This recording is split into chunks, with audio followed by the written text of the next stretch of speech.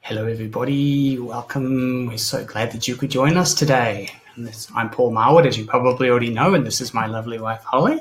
Hi, thank you for being here this evening. And whether you're listening to this live in the moment, or for those of you who messaged us and said they're going to be listening to the replay later, we thank you for being here.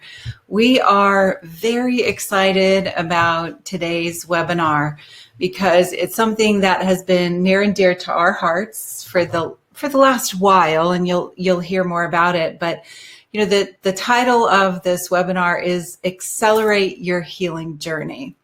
And, you know, that's always so exciting, isn't it? Anything that we can do to bring more velocity, get through issues faster and easier, we're up for that, because anyone who would be coming here for this webinar is somebody who's interested in a life that's lived differently, with a new sense of promise, a new sense of really leaning into who we are, who we can be, and really discovering that greater potential of who we are. Bring it on, I say. And so with that being said, I just want to take a few moments to actually talk about healing, because we talk about accelerating your healing journey. And what we're really talking about is a journey. It's a process. It's not necessarily, I'm going to do this one thing. And you all know that, right? It's not just one thing and now I'm done. We may have small things that we do, sort of that one and done. But generally speaking, our bigger issues, it's a process. It's an unfolding. But when we're talking about healing, we're talking about not just our body. Well, it includes our body, and our body in many different ways. We could have health challenges that we're dealing with, that we really want to have shift, change, for us to understand why they are the way they are. It could be that whatever state our body's in, we'd like to optimize it. So it can be about our body. Mind, body, and soul. Mind, body, and soul. Yeah, absolutely. So this idea with the body, vibrant health, well-being in this physical vehicle, that's your vehicle to navigate your life. It's great when it's working well, when you feel like you have the energy you need, where you feel like you have the strength you need, the rest you need, all of it. But we're also talking about healing that comes from releasing anything in our life that is keeping us from our fullest potential. So it could be about healing past traumas. It can be about emotional concerns. It could be about the way we think and process information. So this idea of healing here, it's really looking at the ways we can release all limitations to our everyday, ordinary human life so that we can live our fullest potential. That's the kind of healing we're talking about accelerating tonight. So it encompasses a lot more than just the physical body. And I'm sure that most of you already are aligned with that, but it's good to kind of create that foundational point of view. I do want to read something with you that I love to look up definitions of things. I've done this my whole life. She's a good learner. Well, one of my nicknames in high school was Roger. And for those of you, that's going to date me, but growing up, there was a book called Roget's Thesaurus. And so it's thesaurus is what you go look in for alternate definitions of words and synonyms and antonyms and things like that. So I love looking at definitions of words. So I want to read to you this incredible definition of healing that I found. Healing is an experiential, energy requiring process. So it's a process in which space is created through a caring relationship, in a process of expanding consciousness, and results in a sense of wholeness, integration, balance, and transformation, and also which can never be fully known. So there's always this little mysterious piece in this definition of healing, where it is this return to wholeness, but it's like we don't have all the known parts to it. So as I said, this is an unfolding, it's a process, and what we do with this process is what we're often doing is peeling back layers. We open our awareness to something. Awareness is a key. So we open our awareness to something, and now we know that this is the next thing we're going to work on. We're going to heal. We're going to transform. So once that's there, then we start working on it. And while we're working on it in whatever way we are, whether it's through traditional therapy, medical process, alternative healing, however you want to work with what's going on for you in your life, the reality is that we know it's that proverbial onion, right? We peel a layer back. We don't know how deep we went. And then we live with the change, and we live with the promise of the change. And then other things bubble up. And so we just keep moving and moving through the layers. And this is why it's a process. And the process can honestly get tiring and exhausting. And like, oh my gosh, when am I going to get to the center of this onion? I have no idea. Maybe I have the infinite onion that never actually has a center. Raise your hand if you feel that way about some of these core issues, which is what we're going to be talking about and what we're really going to be focusing on in tonight's webinar. Sometimes. Because sometimes there are biggies, and those are the ones where we can have the most juice and the most growth and the most change through. But all right, so moving along in my notes here. The ones that we want to focus tonight on, this acceleration of healing through the ones that, again, have the most juice, they have the most depth, they have the most energy. And you know where we find those is in our recurring patterns. What are the things that kind of drive us nuts? We think we got through it, and then we have another experience, we meet another person, and then, or we get a new job and we think, okay, I've got this new job and it's a new company and they have new energy and vitality. And 3 to 6 months into your job, you say, oh my gosh, I'm in the same job.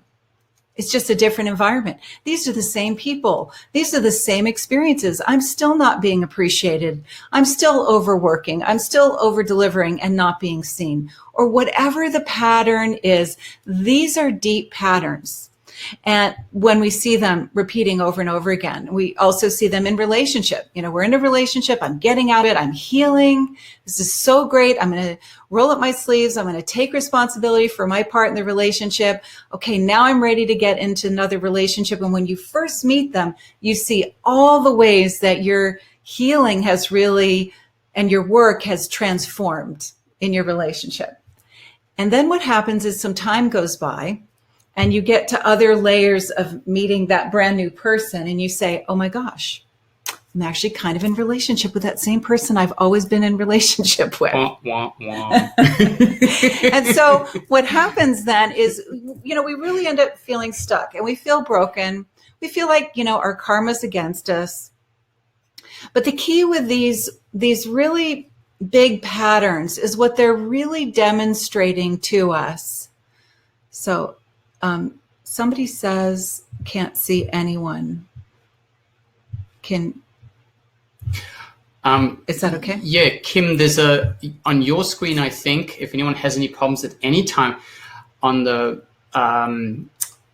person that's watching, there's a little button that says reconnect. I think it's a green button and near the top of the screen. Sometimes you need to hit that, and you may even need to hit it during the webinar as well, but especially at the beginning, you just need to hit that reconnect, and that will generally work. And I'll type it into Kim because she says she can't hear anything anyway. So okay. And also there's another question up there that we're not seeing you in this platform. You're only seeing us, and we see some names scrolling by, but we in this platform do not see you.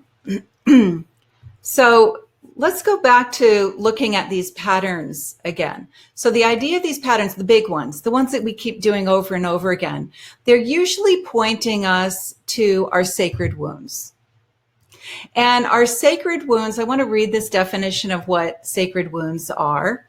They're our core wounds that we experience to discover our light, our capacity, our tenaciousness, our bravery, our courage, our compassion, our love, and all these really highly sought after qualities and capacities that we have within our human potential. And they are wounds that hold the greatest deal of promise for us, because through them, we get to access our greatest gifts and our fullest potential.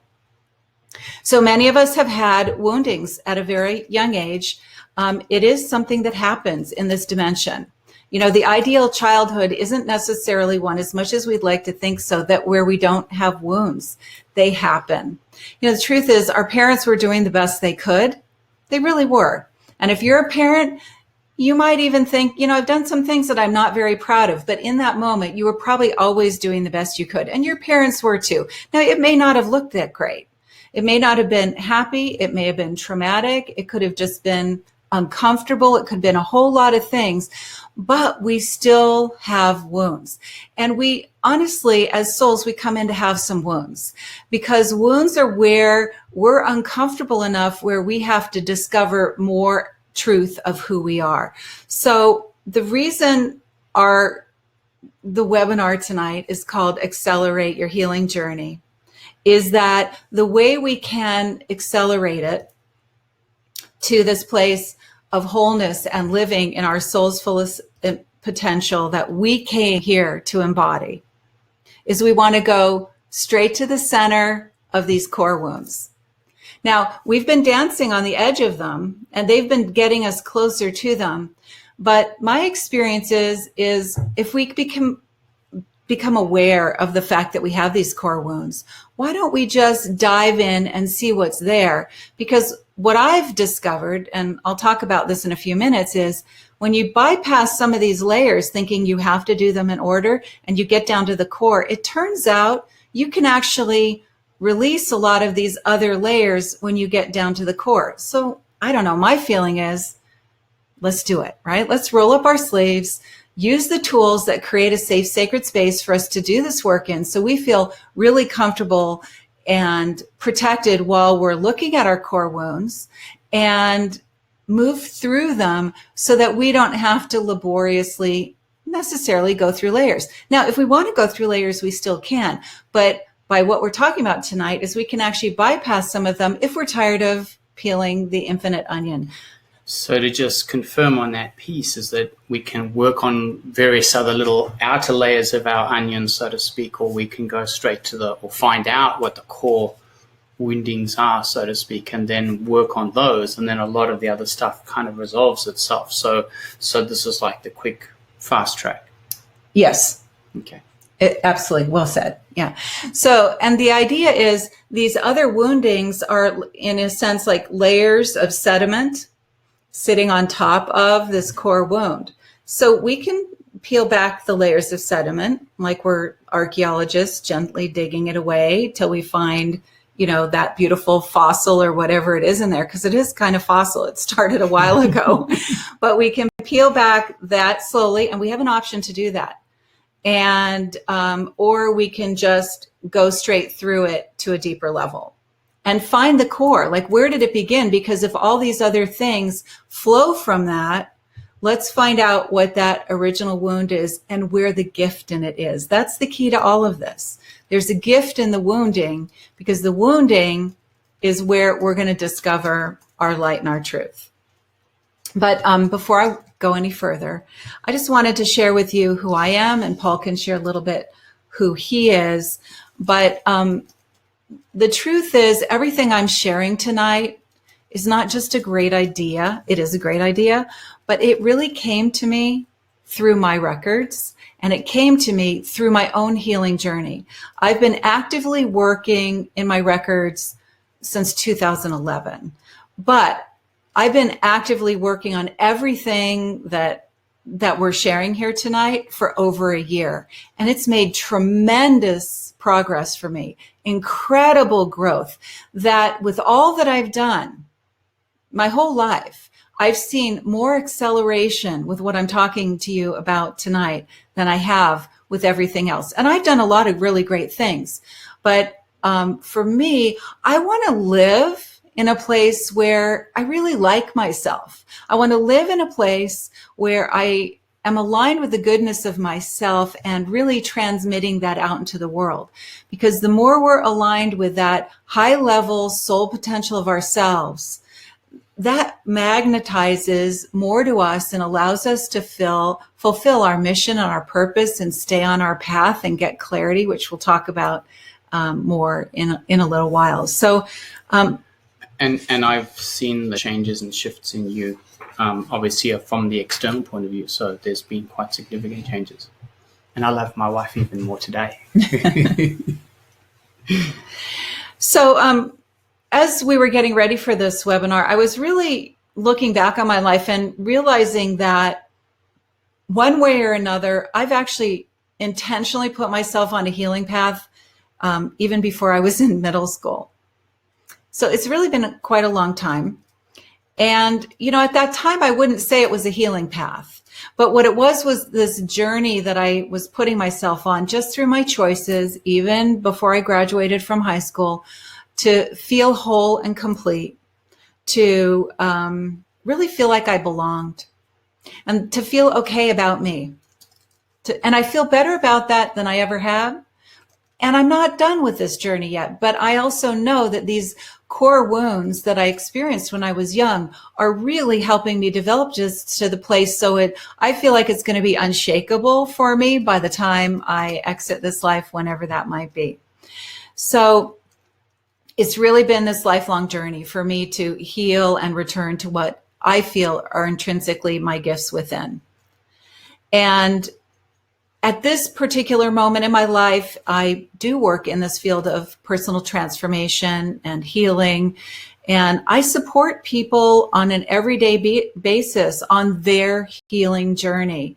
And so whether it's physical, mental, emotional, existential level, I support people as a conscious channel, working very intimately with non-physical team that bring through incredible information that has really transformed our lives and helped transform other people's as well, like through the universal sphere. And also, I am now an elite certified Akashic Records instructor and reader. So I spend a lot of time supporting people in learning to connect to that deep soul resource that they have within them, and also supporting them through readings to create that energetic change as we see ourselves through the lens of the Akashic Records, which is that soul level truth. So in my own personal work in the Akashic Records, I've been really taking a deep dive, as I said, in the last year plus, to consciously and intentionally work with my wounds. I just said, okay, if this is where they're at, I want to roll up my sleeves. I want to just go straight for the center point of it. And I want to see what's going to happen. I want to see what's possible if I just go for the straight and not, I just get tired of doing all the layers. I'm sorry. I'm sure some of you feel the same way too. So by the time I was really working in my records starting in 2018 around this, I was open to this idea of sacred wounds. This idea that starting at a very young age, listen, we weren't even in school. We might not have even had any words yet. We could be very tiny. There were wounds that happened to us that have developed us into who we are. And some of that could be gifts, and some of that are limitations. But I want to share just a quick story that when I was actually taking all of my instructor certifications initially with Dr. Linda Howe, I was in the Healing Through the Akashic Records course, which is a course where you do a deep dive into healing your sacred wounds. And it was in that class, it was a number of years ago, maybe 2012, where I literally saw all of my sacred wounds. And up until then, I would have told you they were singular events. Oh, this happened, and then this happened. Oh, and then there was that trauma, and there was this theme throughout my whole childhood. And I had always seen them as separate. And in that class, I was able to look at all of them, and I saw them as a collective. I saw them as a unit. I saw how much they were all contributing for me being exactly who I am today. And without all of them, I literally wouldn't be who I am today. So through all those woundings, I saw that they were required and they were beautiful, they were elegant, even if they've been kind of messy for me. Also, in a lot of ways where I felt insufficient, insecure, and all these other things. But I saw them as a requirement, and I just sat there in the class, just tears upon tears running down my face, feeling so grateful that I had that living perspective, that these wounds weren't here to hold me back for the rest of my life. And it gave me hope, and it gave me a sense of possibility, and it gave me an awareness that this is where we all sit. We all sit in this space where we feel like our wounds are holding back. So I really saw the blessing of all the wounds, and I saw the blessing of all that I had done to work on healing. You know, I spent a lot of time working on the layers. The truth is that a lot of those wounds, they kept me feeling broken, and they did keep me feeling small. They kept me feeling like I had to hold myself back all the time. They kept me feeling insecure about making decisions and speaking my truth. My experience is I wasn't even aware that I could really have my own opinion until I was in my 40s. Now, for some of you, that would be shocking, and you wouldn't even know how to make sense of what I just said, because a lot of you have been aligned with who you are and your opinion. And I didn't even wake up to the fact that I could have an opinion that was different to yours until I was in my 40s. And that's part of these core woundings.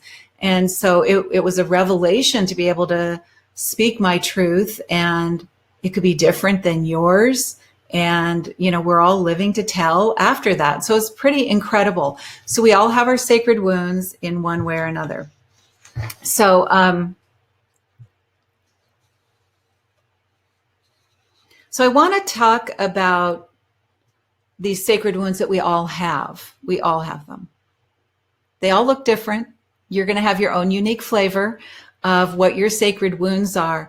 But what tends to happen with these sacred wounds, and I just mentioned this before relative to my own story, is that until we acknowledge them, until we even know that they're there, we tend to be feeling victimized by our life circumstances, by our family of choice. You may be somebody who feels, and I've heard this a lot, especially in Akashic record readings, I cannot believe I chose this lifetime. I cannot believe my family I ever chose this family I was born into. So there are ways that we feel victimized by our circumstances, and in a sense that we could never be who we think we can be. We could never be our brilliance that we know is inside of us because of these sacred wounds. But as soon as we open up to the idea that the intention of these sacred wounds at the soul level is that there's something bigger that's available through these wounds. And once we discover that there is this bigger picture to them, then we actually can start to relax around the fact we've been wounded or that we've had a wounding experience. And then we can really get to those inner nuggets of the truth relative to our unfolding. So we can't really talk about sacred wounds without talking about my favorite hot topic, self-abandonment. And self-abandonment is like a key or a pivot point for us in really exploring and talking about this acceleration. Because here's the spoiler alert, self-abandonment is this core issue that we all have.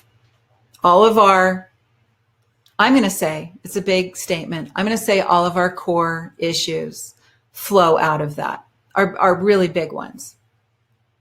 So if we're going to talk about self-abandonment, let's put some framework around what it is, why it happens, when it happens, how it benefits us, because there is a benefit to it. Otherwise, it wouldn't happen, right? So there's a benefit to us. Let's take a look at what those are at a high level, and then how it's served us. And then at some point, it's become more of an obstacle. So we want to talk about that so we can really understand it and be on our side around it. So self-abandonment is the unconscious ways in which we step aside from our fullness of who we are and who our fullest potential is in the face of uncomfortable life circumstance. Now listen, uncomfortable has to be in air quotes, because uncomfortable covers a really big spectrum. So let's go back to our really, really early years. Could be in utero, could be when we were a newborn. As I mentioned before, we usually start abandoning ourselves really early. Now, this idea of uncomfortability could be really some very dire circumstances. You could have experienced abuse, neglect, parents who were maybe emotionally out of control. I mean, there could be all kinds of really serious circumstances. I think many of us have experienced that.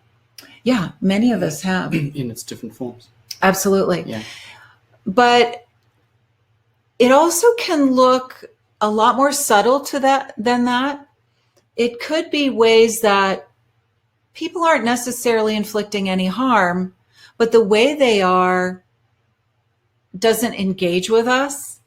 It's like a different form of neglect. It may not be that you're not being fed, but it could be that you're being ignored. It could be that you're not being seen. And it may also be in circumstances where it's not so much what's happening, but how you felt about what's happening. I know of an experience in my own life when I was very, very young. And it's like, kindergarten, I think. And somebody does something on the playground and you feel embarrassed by it. That can be a place of self-abandonment. And you'd say, well, one kid might be in that same experience and not even remember it happened. And then you have some people like myself where it was really kind of devastating and made me pull back. So sometimes these sacred wounds and the energy of self-abandonment happens over things that don't seem as big and obvious and significant, but they're equally impactful. So we want to understand that. And the other thing that happens when we look at this in these really early years, we don't understand the world around us yet. We're young. And very oftentimes, the adults around us are having their own adult experiences, challenges, all kinds of things like that could be happening around us. And they may not have anything specifically to do with us. Like they may be upset because there's not enough money, or upset because there's an unexpected pregnancy, or upset because somebody lost their job. But because we're so young and they're not helping us understand it, it's very easy for us to take the responsibility for that on, decide it has something to do with it, and we feel like we're creating chaos in people's world around us, and so we can abandon ourselves that way. So again, self-abandonment can happen for things that are really big and obvious and make sense, and it also could be things where we're reacting to our environment in a very unique way to who we are and our level of sensitivity to the world. Okay.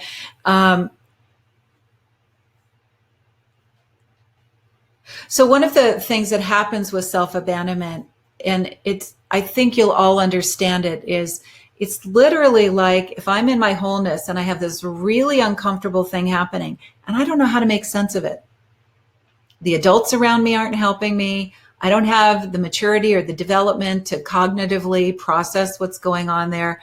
I just kind of step aside from that piece that doesn't feel that good. So I'm, disconnecting a little bit from myself. And the reason we do it is because we don't have an ability to navigate that situation.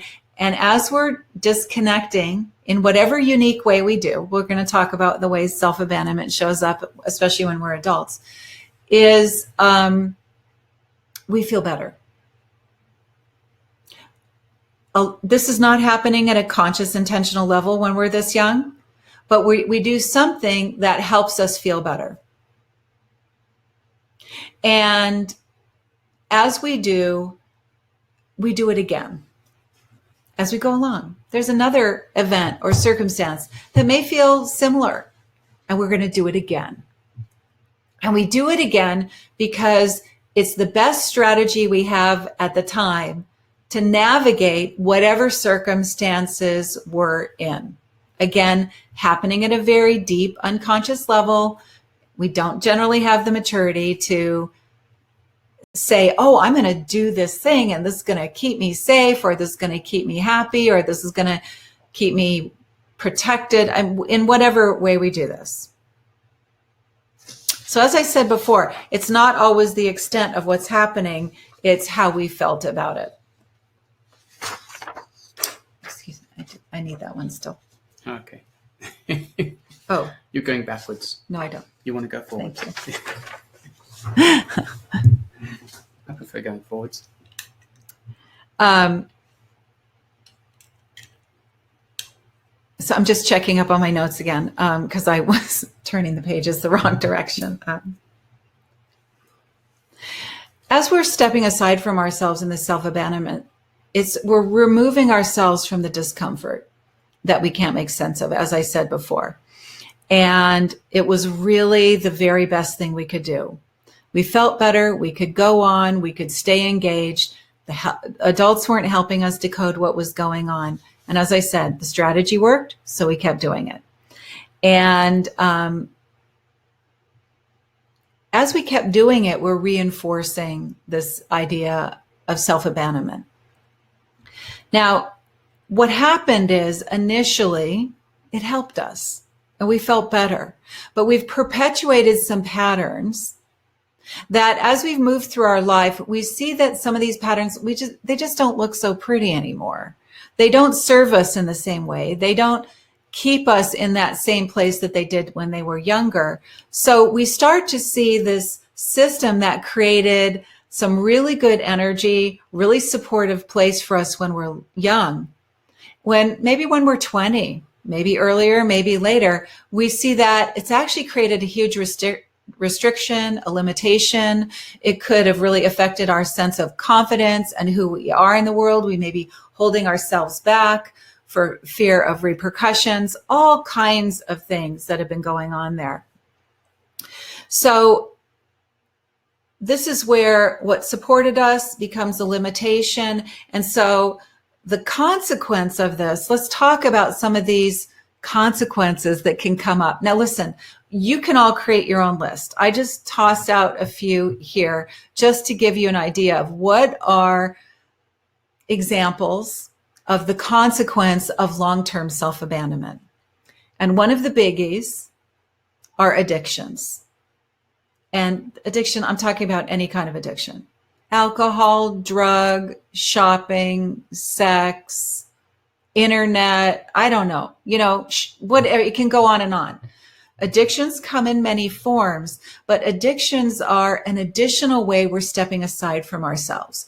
So, so the idea here is that's like a very much one example of a perpetuated self-abandonment that we can all relate to. Some of us have that going on in our lives, and some of us may not have it in our life, but we know people. Everyone, whether you've done it or not, probably knows somebody who has suffered or is suffering with some form of addiction.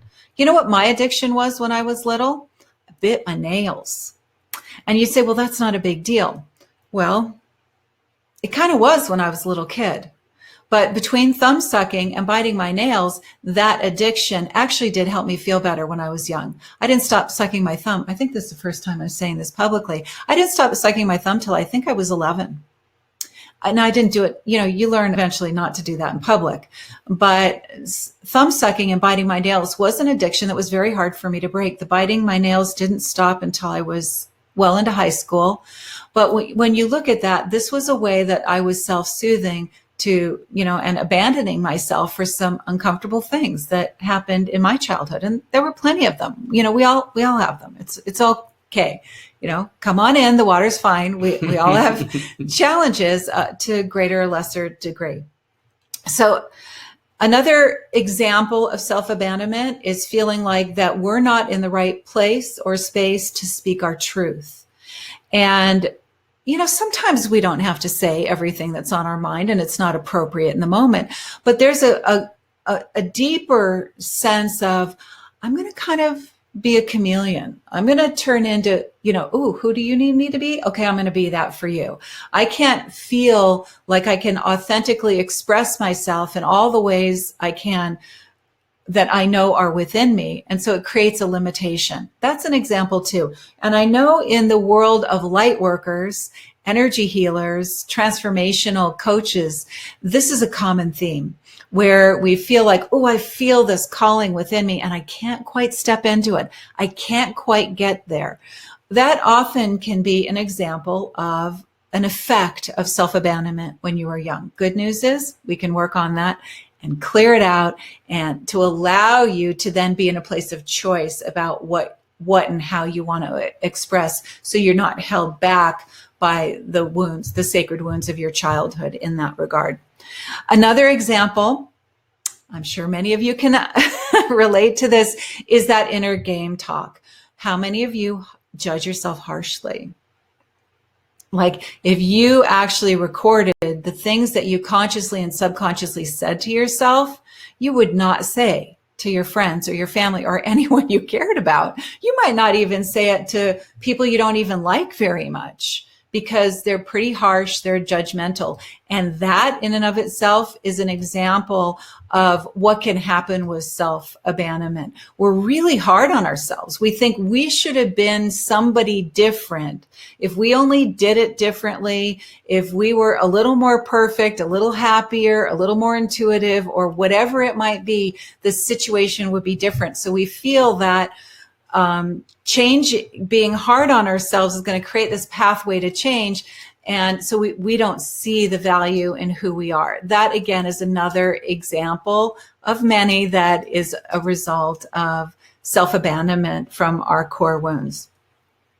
Another example is when maybe you're somebody who likes to make other people responsible for you, where other people have to give you a ton of affirmation and love and acceptance. You're kind of like that, like you're out in the desert. Now you can't get a big enough drink of water, that you require so much external affirmation because you don't have the resource inside of you. Again, none of this is blaming. This is what's bringing to light some really key ways that we can say, well, I don't know what self-abandonment means. You may be seeing some of this in your life. Another way that self-abandonment can come up, and this kind of goes back to the chameleon piece, is an insecurity to make decisions. Feel like you're unclear about, I don't know, should I do this or should I do that? And that insecurity that keeps you sort of stuck in the same place can be an example, again, of self-abandonment in your life. And that can show up in terms of also this insecurity in terms of making decisions is also about sometimes a lack of awareness of showing up on your own behalf. And we're going to talk a little bit more about that well, let me just give you an example of that. Say you had a really long, hard work week, or even a long, hard business day, and you get home and you're really looking forward to having a quiet evening, a lovely dinner, maybe turning on the TV, taking a hot bubble bath. You really need to regenerate. You need to take some time for yourself, to really get the rest you need relative to going back to work the next day. And then a friend calls. And I don't know, maybe they're having a relationship problem that they always have, and they're really wanting you to come over and talk them through it, help them out, support them. And instead of showing up for yourself, you may say, okay, get your clothes back on, even though the bath water's hot, and go over there where you didn't show up for yourself completely the way you needed in that moment. Now, there's a fine line here, right? Especially us light workers, we're always trying to help and fix everybody. Absolutely. Definitely in the world of light workers and transformational coaches and energy healers, we care, don't we? We care so much. We have such big hearts. And as well as ourselves, we don't want other people suffering. And oftentimes we're showing up for people more than we are for ourselves. The truth is, if we show up for people more than ourselves, where we don't even have ourselves on our priority list, it's highly likely there's some self-abandonment going on in there as well, because we literally are just as important as somebody else. So in the case of, you just about sliding into your bubble bath, it could be that you could say, hey, can we just chat for 5 minutes? I'm about to do some self-care this evening. Or can we get together tomorrow night instead of tonight? So there are options there, but when we're abandoning ourselves, we'll allow that insecurity of not, oh my gosh, what are they going to think of me if I don't show up for them for the 100th time on the same subject? Then, that is us not showing up for us and showing up for other people more. And I've touched on this already, but another point that I wanted to make around it is, and I hear this often, is like, I'm just not clear on what I'm supposed to be doing. Like, well, who am I supposed to be and what am I supposed to do when I grow up? Some of that can be a result of the self-abandonment. We're kind of energetically fragmented with it.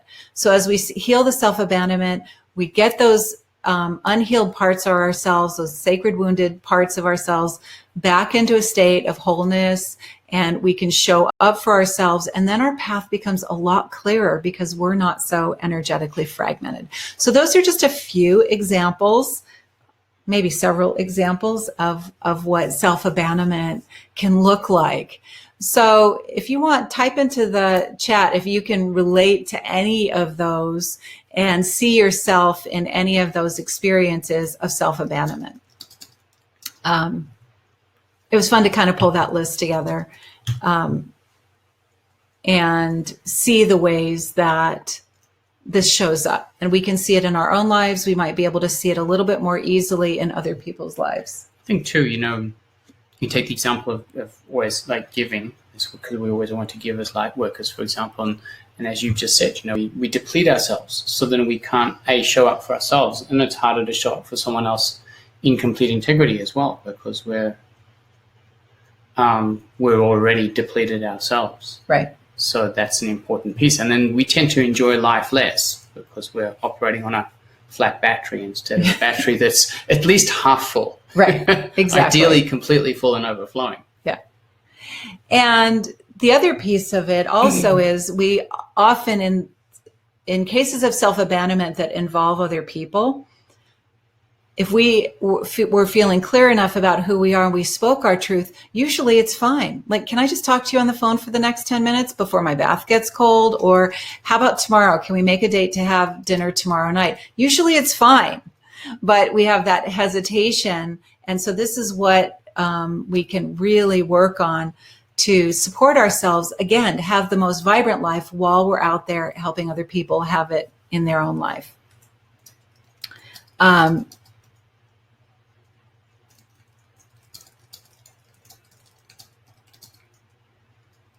So I'm going to talk about a couple other patterns that you might see relative to self-abandonment that I know I can see myself in some of these. Then, so there are things like, oh, I really want to lose weight.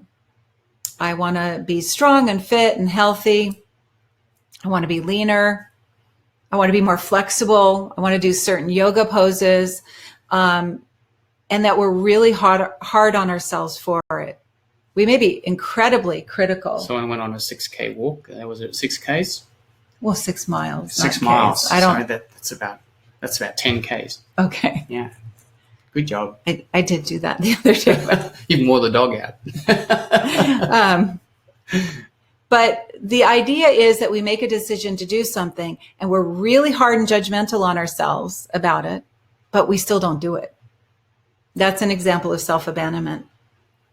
Maybe you have some really important financial goals for your life. You say, I'm going to do this. I'm going to save money. I'm going to invest here. I'm going to get rid of debt, whatever it might be. And you have all these really amazing goals, and then you don't put the things into action to manifest it. And then you're angry and hard on yourself.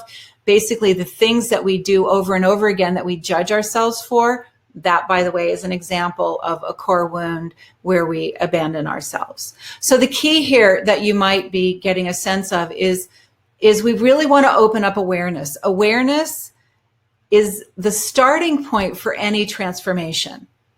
Because if we're not aware of what things are and that they're in our field and they're in our experience, we're not even going to change them, but we're not even going to know that they're there to change them. So maybe you're opening up to some awareness of, oh yeah, I understand that. I do have some sacred wounds, and maybe I have been abandoning myself.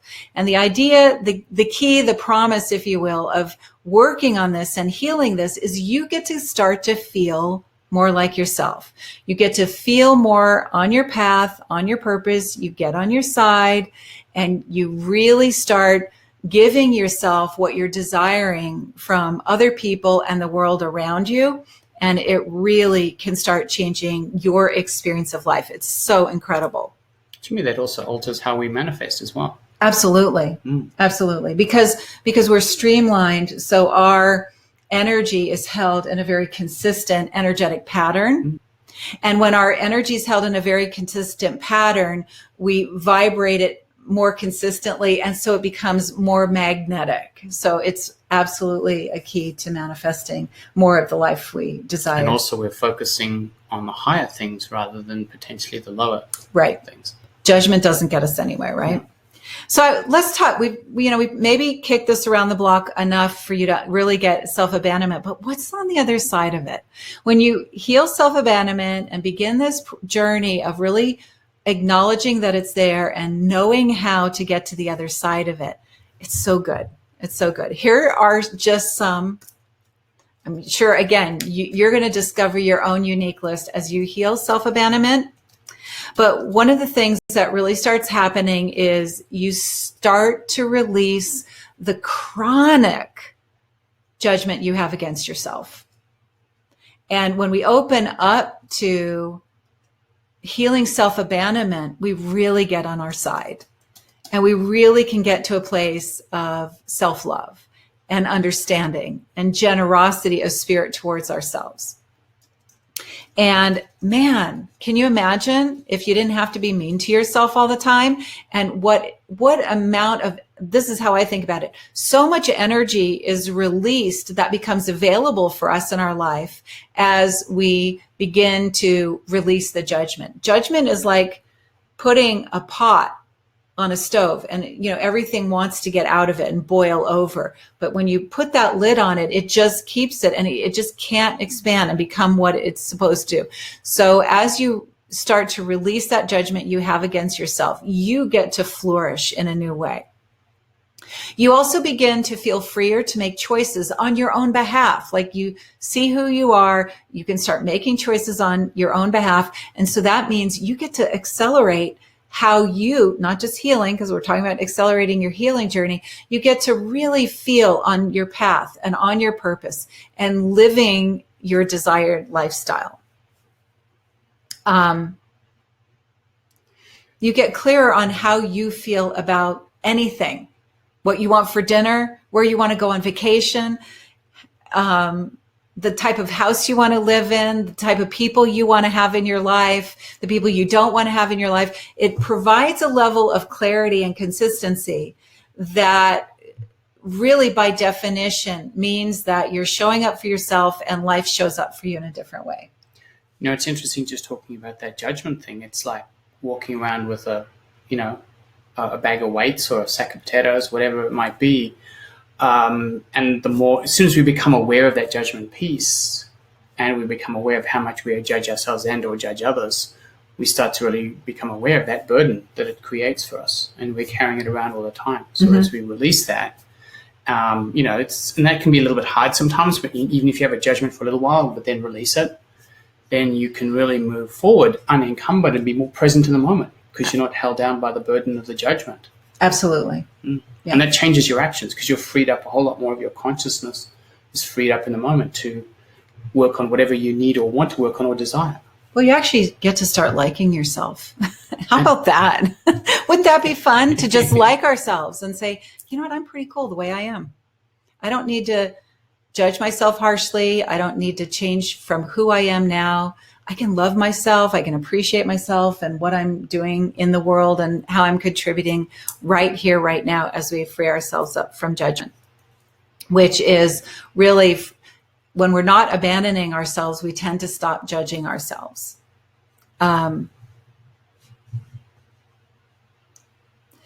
Another side effect of it is, when we have these sort of straggling pieces, I often think of self-abandonment like, okay, when I was 4, this thing happened. So there's a piece of me that's sitting on way back there on the side of the road in my life when I was 4, waiting for me to come collect it. And then there was this thing that happened when I was 10, and then when I was 16, and when I was, we have all these little pieces of ourselves standing by the side of the road, wondering where we are.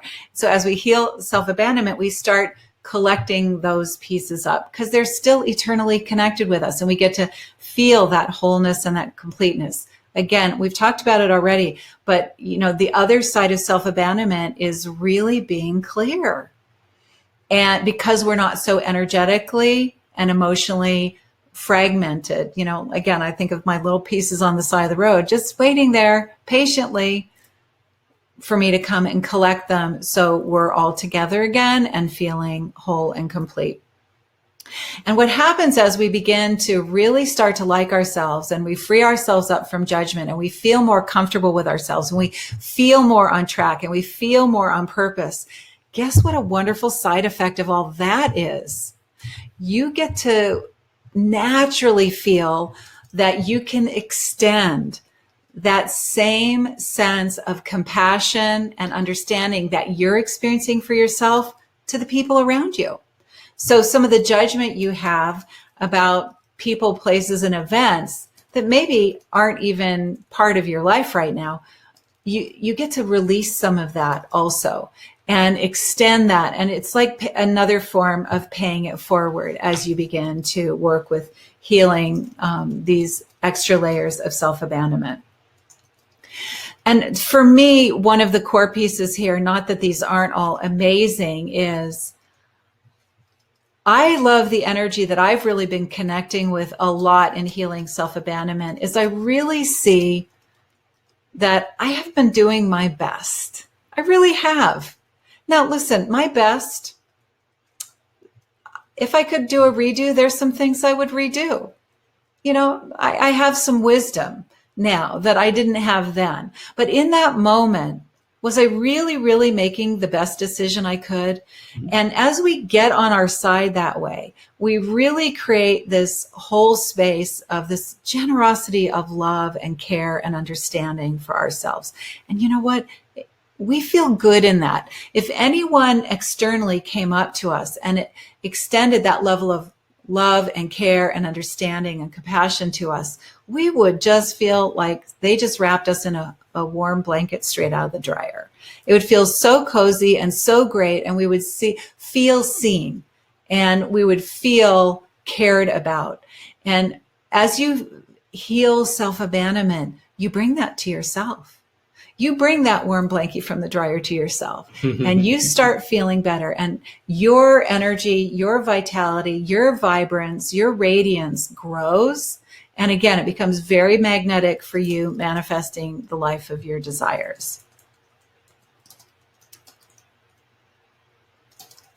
So the real promise of all of this is that what we really begin to discover is that those sacred wounds that sparked your unique version of self-abandonment are bringing you more fully into a space of love and understanding and compassion for you to shine your light the brightest that it can be.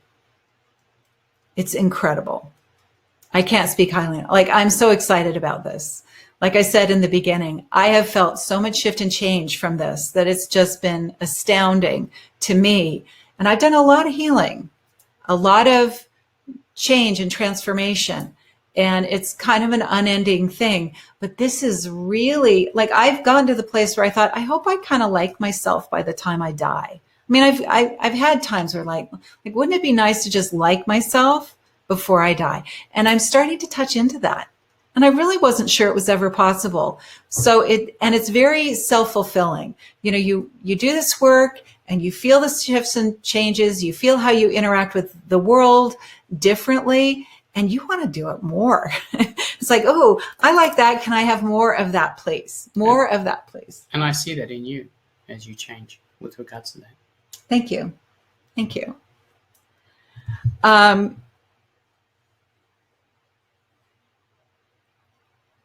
So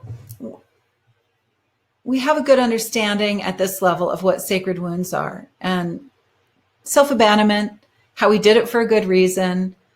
We're getting a basic understanding of what the consequences are, and also what the promise is on the other side of healing the self-abandonment.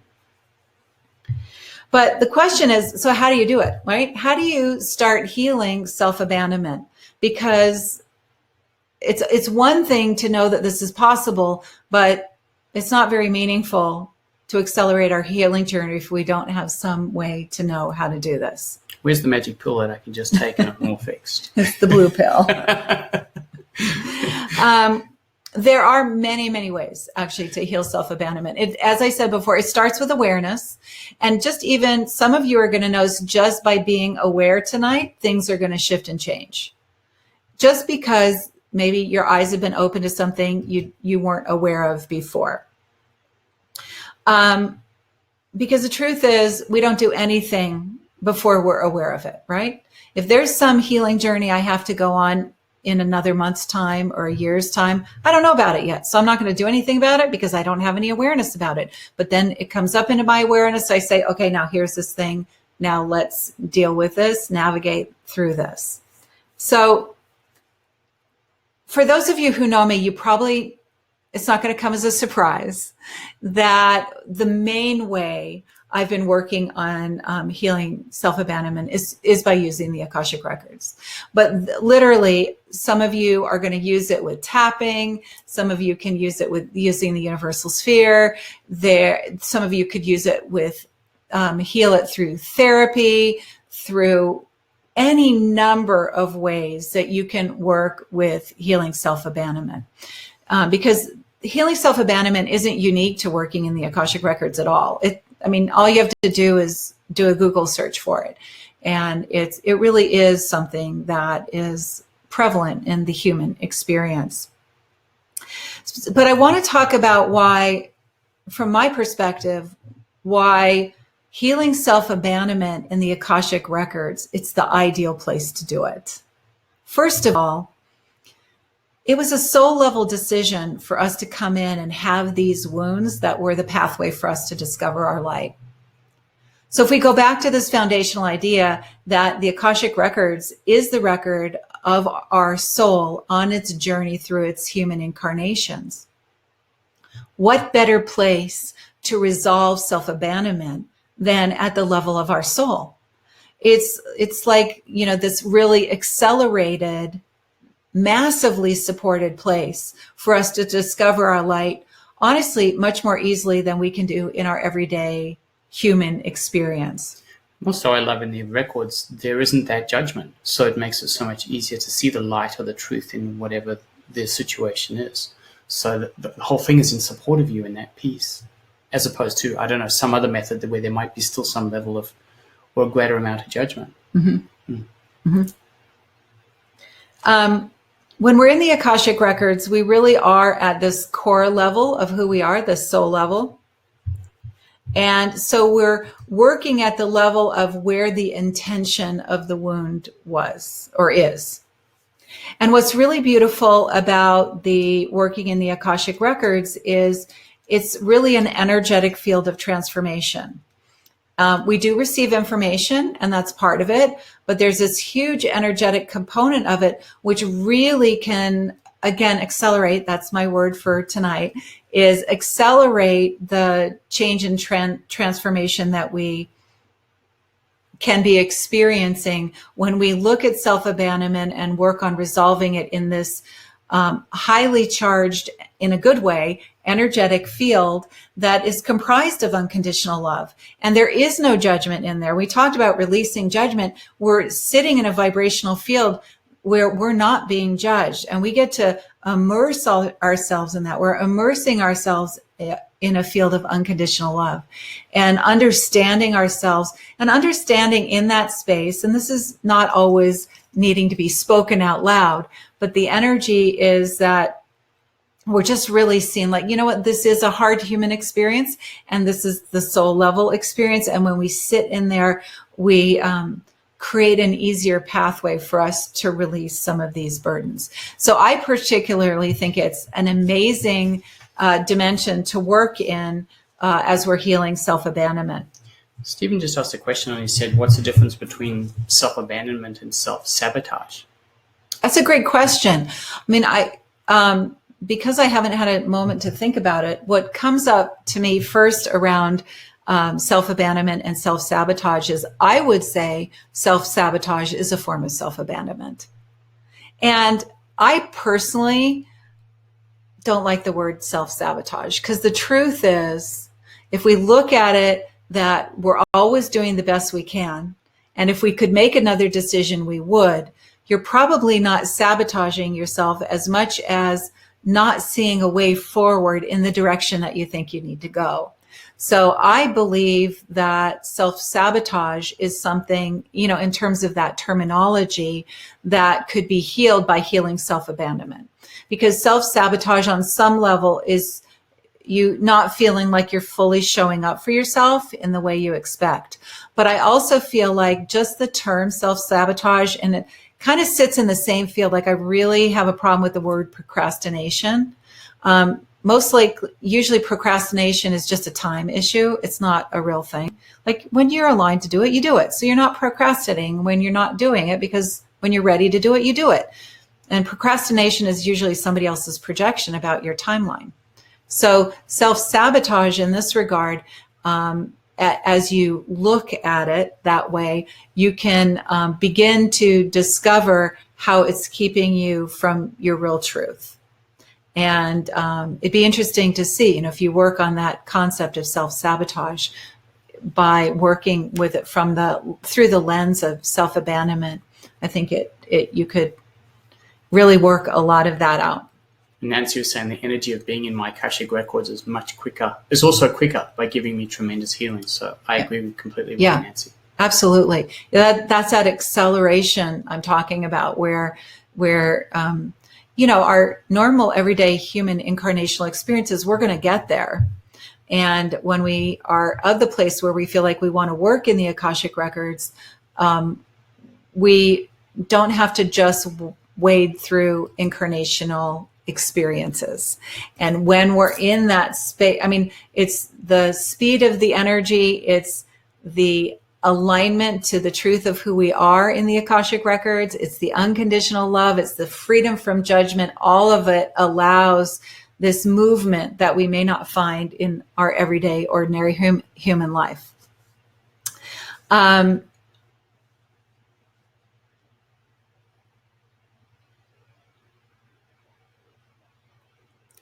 All right. So with all this being said so far, what I have done after this extended period of working in my records around self-abandonment, I really saw the benefit of it, as you've heard, in really accelerating things. And so what I've done is I've created a 5-week online course that the focus of it is healing self-abandonment. And the foundational tool that we're going to use in there is the Akashic records. Now, if you say to yourself, but I've never learned to read my Akashic records, I don't know how to do that. I can't participate, then the truth is, in the beginning, I'm going to teach you. I'm going to show you how you can open your records. Excuse me one moment, please.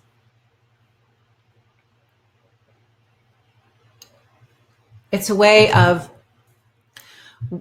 working in your Akashic records, working through different levels of self-abandonment that I'm going to talk about in a little bit, in a really fully supported environment, not just of the Akashic records, but within this program.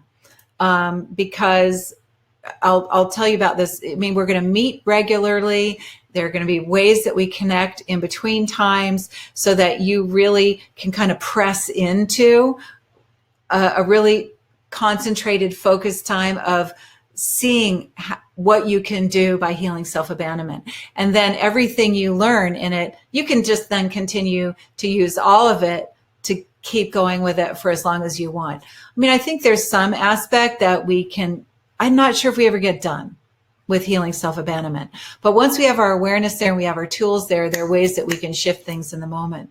In addition to working in the records relative to healing self-abandonment, there are some things that I'm going to teach you, show you, introduce to you that I've been using in my life, just as I'm going about my day, to not perpetuate self-abandonment in any given moment. And I'm going to share two small ones with you in a moment. I mean, they're small because they're easy and they're quick, but they're really powerful. Again, I've been using them almost every day, sometimes as I go to sleep, sometimes I wake up, in moments where I really want to show up for myself, or in moments where I feel really challenged by something that's going on in my day. I've been using these. And I'm going to, in this program, introduce to you more ways. So it's about working in your records, but also things that you can do in your everyday life that you can stop the cycle when you see it coming up. Because you may not be able to jump into your records when you're at work and something upsetting's happening. So you want to have some tools at the ready that you can use in the moment. So you've essentially done a lot of the hard work, so to speak, and you found the things that work better. And then you've created the course, the 5-week course, and then people can then literally grab those really good nuggets and then run with them and have greater progress much quicker. That's very well said. I hadn't thought about that before. I was just so excited about working in this dimension and in this way that I really wanted to share it with all of you. Plus we get some cool tools now, so yeah, you walk away with something useful. I'll share those in just a couple minutes. Can you hang on just a minute? Okay. All right. So as I mentioned before, it's really not a sexy title. It's just called Healing Self-Abandonment, because that's all that needs to be said around it. And most people don't even know they have self-abandonment. Right, but all these wonderful people do now. Mm-hmm. So here's the way the program's going to work. 5 modules. We're going to meet once a week online. And yes, it will be recorded, because I know the time isn't going to work for everyone. There is no magic time that works for everyone in every time zone with everyone's life circumstances. But it will be once a week for an hour and a half to 2 hours. And the reason there's a time variable in there is because part of every meeting we'll be able to ask questions and share, because you may have gotten stuck with something or not understood something. And so we want to be in that really supportive role for you to keep moving forward and really pressing into this. And each week we're going to go to a next layer and take it deeper and wider for you to, in a sense, just keep pressing in, keep changing the energy, keep seeing what's on the other side. So you really have that focused time.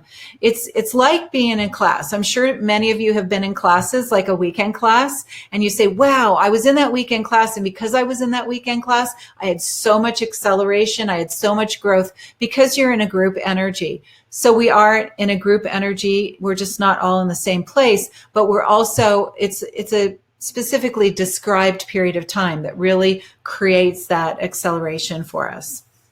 So I wanted to share with you, and once again, I'm going to show you how to open your Akashic records, so don't worry about it. You'll have access to that. If you know if you have your own unique way of accessing the Akashic Records, as many of you know, I am a certified teacher using the pathway prayer process brought through by Linda Howe. If you've learned with somebody else and you have your own way of accessing the Akashic Records that's not that, use it. This isn't about using that prayer or using that way. It's about, let's use the resource of the Akashic Records to end this cycle and allow us to really vibrate into the fullness of who we're intended to be. So I'm going to just go through highlights of a couple of the weeks so you can hear what they are. In the first week, I am going to be introducing the pathway prayer, getting a real sense of the safety and love in the space, and how the self-abandonment is best resolved there. Every single week, we're going to have an experience, a group experience, which is, again, very accelerating. It's our theme for tonight. Together in the records, that's going to be touching you into it, getting a sense of it, and really finding a place very quickly that you can trust in your Akashic Records and with your masters, teachers, and loved ones. And if you're not sure who they are, don't worry. I'm going to teach you all of that. In the second week, again, we're going to talk at a deeper level about sacred wounds and healing self-abandonment, about extending unconditional love, getting on our side no matter what. We're going to understand deeply about the energy of the Akasha and how we're creating this pathway of change. And again, we're going to start working with looking and discovering some of these places where we abandon ourselves, what the wounds are in them, and opening up to really revealing what's there. Again, let's shine the light on it so we know what we're working with. Week 3, we're going to go a lot deeper, and we're really going on like a self-abandonment hunt. And in that week, we're going to really intentionally go in and look for self-abandonment. And I'm going to teach you a 7-step process that you can use over and over again to use always, like, okay, I'm in this self-abandonment experience. I was 16. I'm going to go back to my steps, and I'm going to take myself through these steps. So you don't have to know how to be really good at navigating your Akashic Records if you're new at it, or if you haven't had that much experience, or maybe you learned a while and you haven't done it for a while. It's okay, because I'm going to give you the steps and you can lean into those, and it'll give you the confidence and the security to know that you're working your way through it. Plenty of support. Lots of support. And we won't be using guns, just love and non-judgment. Love and non-judgment, right. And then in the 4th week, we're actually going to look at self-abandonment in other times and places, which, we could be looking at times that we abandon ourselves in other lifetimes that may still be impacting us in this lifetime. We're also going to look at ancestral patterns of self-abandonment. So we may be doing some things that, it's really a great idea within our family lineage, and begin to resolve those as well. Really incredible. And again, having experiences in your records in the group situation, and then I always will give you things that you can work on during the week in between. And the 5th, in fact, if everyone's there, you'll see the little offer thing there. If you click on the Register Now button, you can actually take you to that page, and you can actually see these list of items that Holly's talking about here now. So it's all right there. And then in the 5th week, what we're going to do is talk about a variety of ways that you can use not use the Akashic Records, start to work with not abandoning yourself in everyday life. Listen, we all do it. If you've had bad news and you head to the refrigerator for ice cream, that's self-abandonment. No judgment. I'm not judging you at all, but we do things to abandon ourselves in our everyday life. So when we notice it, we want to have a tool like, oh my gosh, look at me, I'm doing this thing. You may not have time to go in your records. You may not be in the right place. You may not even want to go in your records, but if you have something that you can do really quickly and easily on the fly, which I love to do, it really reinforces it in in our everyday, ordinary human experience. So you're going to get several different things that you can do. And you know what? You're not going to love all of them. You may love one or two, and I'm going to use those, and I'm going to save these other ones for another time. And maybe I'm going to use those later on. Throughout all of it, as you've heard, we're going to provide you a lot of support. And one of the ways we're going to support you is through a private Facebook group. And for those of you who already know us, you know that we use those. The reason we use them is because it really creates a great meeting point. It allows us to stay connected, answer questions. Everyone benefits. If you put a question up there, everyone benefits from the answer, and we all grow. It's a way of celebrating. Some of you are going to have big aha moments, and you go, oh my gosh, I have this huge thing. I want to share it. And who better to share it with than the people who are doing what you do? Yeah. And you're going to inspire other people with your share. They're going to be people, because you've shared some big win that you've had, that they're going to say, oh my gosh, I could do that too. Or I see that in my life. And you've opened up a real pathway for them to create some more healing as well. As I mentioned at the beginning, all the calls are going to be recorded. They're going to be archived on our website. Technology department. He does an amazing job setting it all up. We wouldn't be where we are today without Paul. But the reason for it is this. Number one, if you can't make a live call, it's okay. It's there. Number two, you may want to go back and listen to something over again. It's there. Number three, you may want to specifically go back to one of the guided experiences because you really had a lot there, or maybe there was something more that you wanted to look at. It's there for you. How long is it there? It's there indefinitely. So you don't need to worry about it. You can access it any time in the future years. Yeah, even if it's a year from now, you want to that self-abandonment thing, I want to go back to that and dive into it again. It's going to be there for you. Sometimes the timing's not right for us, and then when the timing is, we can jump into it. Yeah. So just so you know, we don't feel like, oh, it's there now, it's gone. Tease. No, it's going to be there for you. Okay. Now, so you ready for the two goodies? Here are two ways that I literally have been working with myself relative to keeping myself from the smaller self-abandonments during the day. Now let's talk about when they happen. They could be just because I'm feeling yucky today. We all have those days. You wake up, you don't even know what's wrong. You're just not happy with the world. And it's really easy to start abandoning yourself then. And also feeling yucky could be evidence of you abandoning yourself for whatever reason. You want to just have something that interrupts that pattern. So these are two things that I've been doing, and they really help me a lot. So here's the first thing. Some of you are absolutely familiar with this, and it's Ho'oponopono. Now, Ho'oponopono is, and this is going to be elaborated on a little bit more in the program, and I'm going to give you a paper on it in the program, but I want to just touch into it now. You can do research on the internet. It's all over the place. Typically, when we're doing Ho'oponopono, we're thinking about, oh, that person upset me, or they weren't nice to me at work today, or whatever it is. We typically are thinking about somebody else, and we're saying these 4 statements. Get your pen out if you have it out. I'm sorry. Please forgive me. Thank you. I love you. They don't need to be said in that order. I'm sorry. Please forgive me. Thank you. I love you. Again, doesn't matter what order you say them in. That's just how I say them.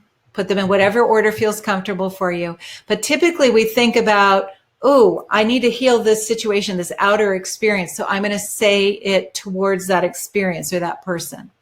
What I've been doing is saying it to myself. The other day I was drove out to Tahoe. So I was on the road for an hour and a half. And I had something that was really on my mind. And I didn't even like it being on my mind. And so I did this. I'm silently to myself the whole time I was driving. I'm sorry. Please forgive me. Thank you. And I love you. So what are we doing? We're being fully present to ourselves, which is what we want to do when we're healing self-abandonment. I'm sorry, meaning I'm sorry for whatever way you're suffering. Please forgive me. thank you, and I love you. These are really incredible energies to put into our vibrational field. And it shows we're really showing up for ourselves, which is the opposite of self-abandonment. So play with that. Play with that. And you don't have to be upset or bothered by anything to use this, but instead of focusing it outward, when we're working with self-abandonment, give it to yourself. Give that gift to yourself of those vibrational frequencies, because as you're saying it, I'm sorry, please forgive me, thank you, and I love you, you're literally bringing that vibration into your field, and you really can't be abandoning yourself in that energy field. You're so with yourself in a place of love and gratitude and understanding. So that's my nugget number one that I have really had a lot of shift with. I'm going to tell you how this shift generally shows up. I feel calmer. I feel more peaceful. If I'm feeling agitated or worried, it settles down. And so it puts me in a place that's clearer to see what my options are, get on my side. So it kind of clears away some of the debris that's keeping me from being fully with myself. Okay, that's number one. So here's number two. All right, number two is, I'm going to just give you an example, and then I'll get into the definition of it. So part of it is just me profoundly choosing me in any given moment. So here's what I've been playing with. Now, honestly, right now, I do lemon water. We do lemon water, celery juice, and a liver cleanse smoothie every morning until noon. So I'm not in a big choice point about what to eat in the morning, but I was doing this before. And so this comes in more like at lunchtime or dinner time. And I say to myself literally this: if I'm not abandoning myself right now, what do I want to eat for lunch? Now, that may sound silly, but you know what I've been experiencing with this is I may think out of default, oh, for lunch, I'm just going to have this thing.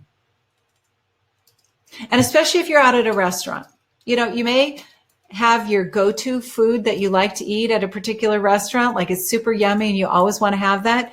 But what I've been doing is, well, if I'm not abandoning myself, what would I choose to eat right now? How would I choose to nourish my body right now? And you know what I've been noticing is, it's different than what I expect. And I totally enjoy it. It feels completely aligned. I have zero resistance to it. It's not like, oh gosh, I really want a hamburger, but I have to eat a salad. That's the judgmental piece in our head and we're not aligned with it. When I've been saying, if I'm not abandoning myself, what would I eat right now? And this is, again, one small example. And I do it because I have to be in action around it. It's great. And I've shown up for myself. So you can play this game with everything. If I'm not abandoning myself right now, what would I choose to wear today? If I'm not abandoning myself, would I say yes or no to this person's request right now? I mean, you can play with this over and over and over again in your life. Now, here's the deal with this also. You might say to yourself, if I'm not abandoning myself, am I really going to go over to my friend's house when I'm just about to slide into the bubble bath? I've already got the candles lit. The music is on. I love the ambiance I've created. If I'm not abandoning myself, am I still going to choose to go to her house? Understand that you can still say yes or no to that. So you may decide, I'm going to just say, actually, I'm sorry, I can't make it today, and slide into the tub. You could still say yes, but do you understand that there's an energy of choice, not obligation, not abandon yourself? You've opened yourself up with that question to your choice. So you could say, you know what, I am going to choose to go there. So you go there with a completely different energy field because you've received the information and you felt free to make a choice, and it wasn't out of some long-standing habit that you started when you were 2 years old. Or you could have a 15-minute bath and then go over. Exactly. I'm just going to have my bath first. So I have a question.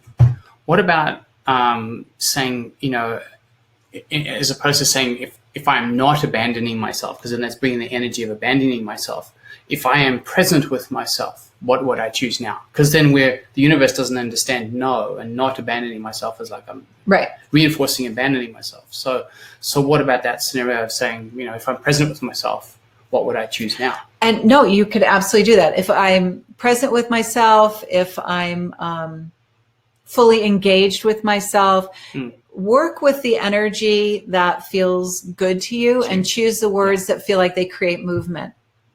Again, I found this to be incredibly powerful. And honestly, Paul doesn't really know this. He's going to hear this right now. I'm doing this with him all the time right now because I've had a hard time in my whole life. Like you already heard, I didn't even know I could have my own opinion until I was in my 40s.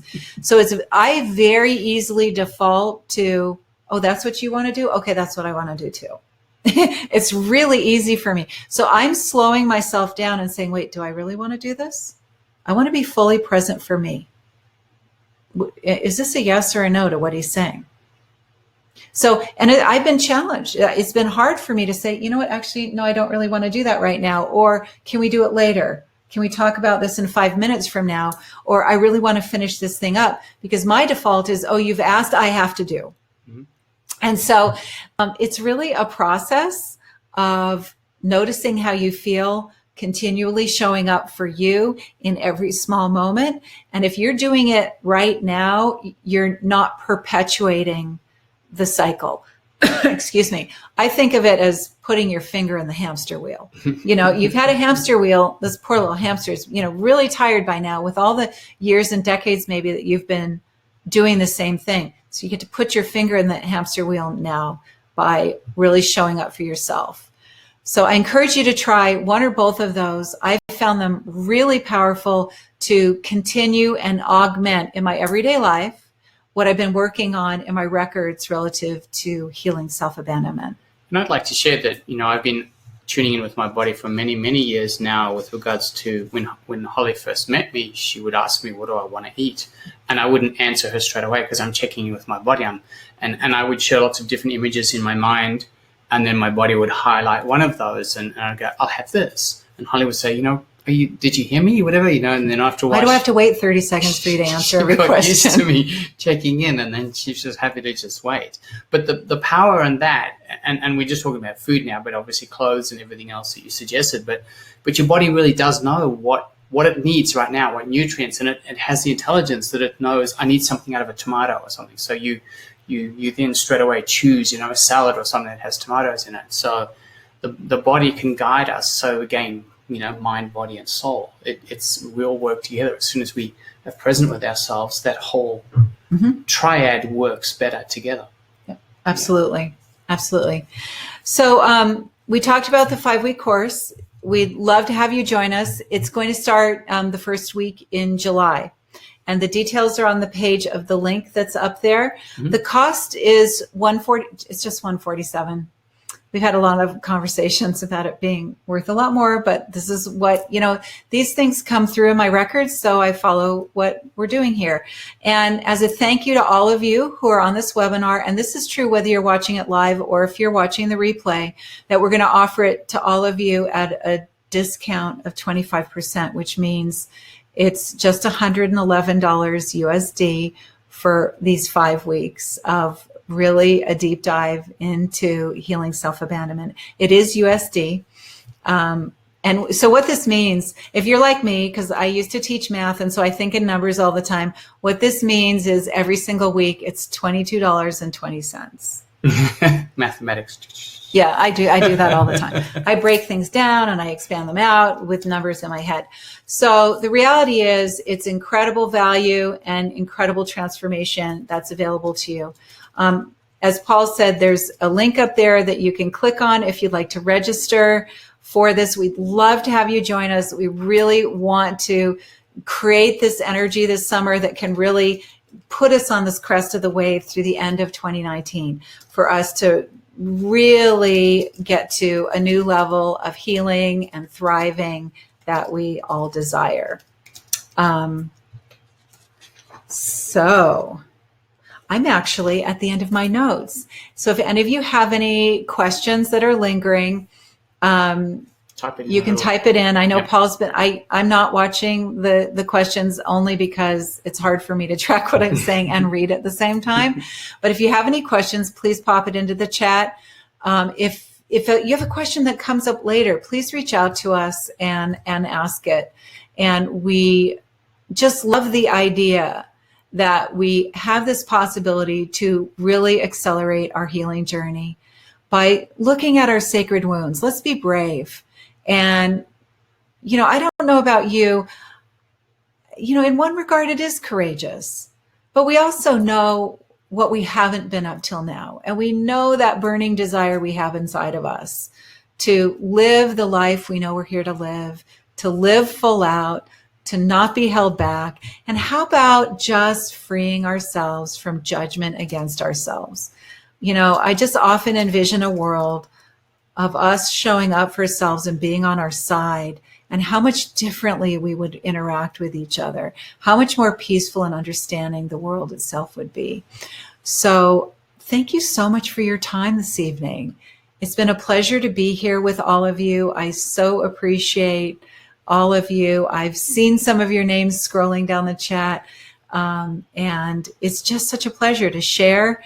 And even if you don't sign up for this, love to hear how you feel about the Ho'oponopono and extending it to yourself, and how you feel about asking yourself that question, like, if I'm not abandoning myself, or if I'm fully with myself, what would I do in this moment? How would I feel about this? What would I say? Because that in and of itself is big transformation.